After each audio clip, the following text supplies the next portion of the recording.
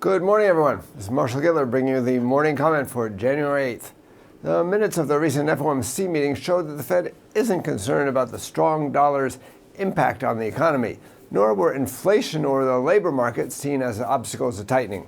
Yet Fed funds rate expectations fell back by a small 2.5 basis points in the long end, indicating that the market interpreted the minutes as modestly dovish. That's probably because the members stressed that the timing of the first rate rise wasn't fixed at mid-year, but that, quote, economic conditions might evolve in a way that could call for either an earlier or a later liftoff date.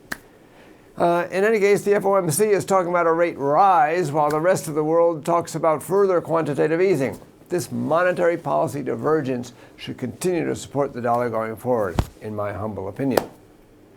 The trade data from the U.S. normally doesn't affect the market much, but yesterday's data was worth paying attention to. The deficit narrowed more than expected, entirely because of a narrower deficit in oil. U.S. oil imports are back to they were 20 years ago. This shows how shale oil is improving the outlook for the U.S. current account deficit and should therefore improve the outlook for the dollar as well over the longer term. Some new polls for Greece showed a collapse in support for smaller parties.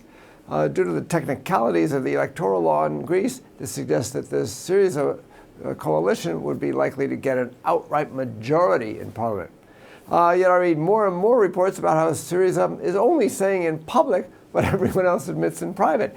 Greece can't repay its debts, and so some debt relief is necessary. Syriza could actually start to fade as a market theme, as some German lawmakers noted the possibility of possible easing of Greek repayment terms and said that they'd talk to any Greek government.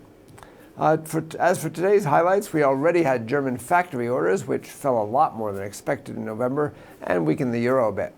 Later, we get the final Eurozone consumer confidence for December and Eurozone retail sales for November. In the UK, the Bank of England meets to decide on its policy rate. The bank's unlikely to change policy, and therefore the impact on the market should be minimal, as usual. The minutes of the meeting, however, should make interesting reading when they're released on the 21st of January. In Sweden, the Riksbank publishes the minutes of its latest policy meeting.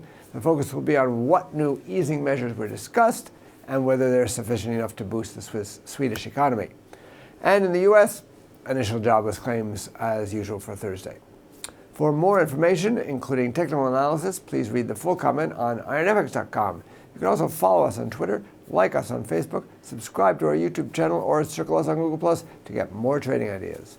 This is Marshall Gittler, Head of Global FX Strategy at IronFX Global, wishing you solid trading.